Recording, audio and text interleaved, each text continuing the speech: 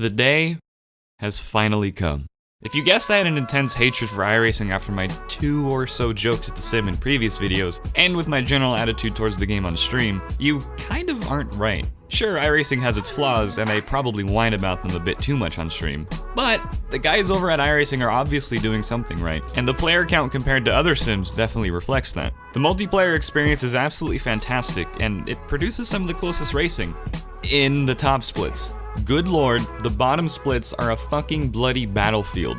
I can't even think of something funny to equate these bottom split races to. All that comes to mind is the pain of waiting an hour for a race to start, and all you get out of it is a guy making nymphomaniacs jealous with how far he rams you up the ass at turn 1. It all starts with you deciding which series you want to race in. Generally that gets decided by what time you get on, but you do need to know that each series has its own chance of death stat. Let's say you want to race in the recently brought back Ferrari 488 GT3 challenge. That series name alone is enough to bring back horrific flashbacks of cars flipping before the formation lap is even done, and I'd say it has a 50% chance of death. Specific tracks can also add or subtract the chance of death stat. For example, the Ferrari GT3 challenge series is at the Indy configuration of Brands Hatch right now, meaning an addition of 10% to the chance of death is in order. The Skip Barber series is an entry-level open wheel category and is at Lime Rock right now, meaning a 50% chance of death. The IMSA and ILMS series is a tricky one to judge, as it depends on what class you're driving in, as well as depending on the track. Because they use almost the same cars, IMSA using GT3s and less GTEs than ILMS, I'm gonna say both of these categories get a 50% chance of death. However, IMSA is at Monza right now, so I'm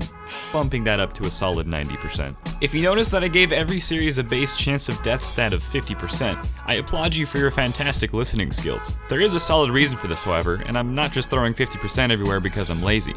Okay, maybe I am a Lazy Bones Jones, but there actually is a reason, and my name isn't Jones. You see, I grew up playing RuneScape, and I still play old school RuneScape from time to time, so I have supreme knowledge when it comes to stats and seemingly RNG-based events. Everything is always a 50% chance. It either happens, or it doesn't. But again, IMSA is at Monza, so yeah, you're gonna get fucked there.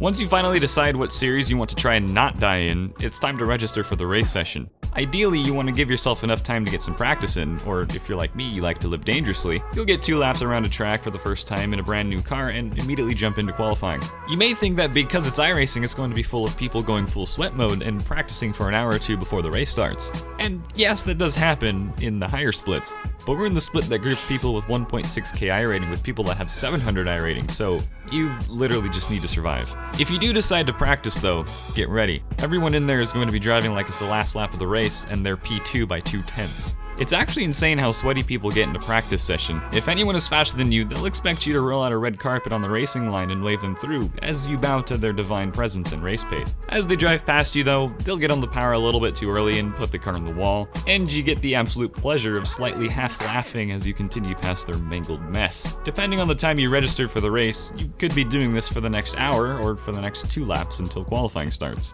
Once qualifying rolls around, get it? It's a pun because cars, they roll.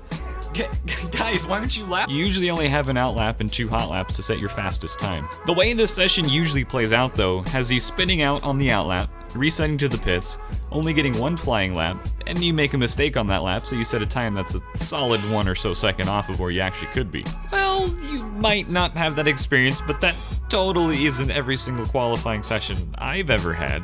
Why can't I just set a decent lap? Alright, it's time. People are gritting for the race and getting ready for the formation lap. This is also when you realize to your horror that you're starting the race smack dab in the middle of the pack. I usually use the 4 years it takes for the formation lap to start to prepare my anus and front end for the inevitable fisting that's going to unfold at turn 1. Also, remember to warm up your tires during the formation lap, not after the final corner. Frantic weaving right before the start of the race only makes me think one of 2 things. The person driving that car is going to cause an ungodly pileup before the green flag even drops, or there isn't even a person driving the car, it's an erratic squirrel on meth. Once that green flag does drop, however, it's game on. A free-for-all. The frantic mad dash to the braking zone, which only ends in... Oh, you made it through. Hell yeah. Time to get a good exit and... you spun your tires too much on exit, and now you're in the wall. That's alright, it can't get much worse. Just make sure to rejoin safely. Speaking of which, even if you rejoin a track that no one's even on, there is always going to be someone coming over the in-game voice chat saying, "Nice work, dude, fantastic rejoin, you fucking idiot," like they're entitled to an entire continent worth of track space. Once you're back on track and dead last, at least you have clean air in front of you and you can focus on being mistake-free for the rest of the race, right? Well, it's all fun and games until a spun-out lapped car netcodes you into the Shadow Realm, leading to a rage quit. Time to do it again in 2 hours, am I right?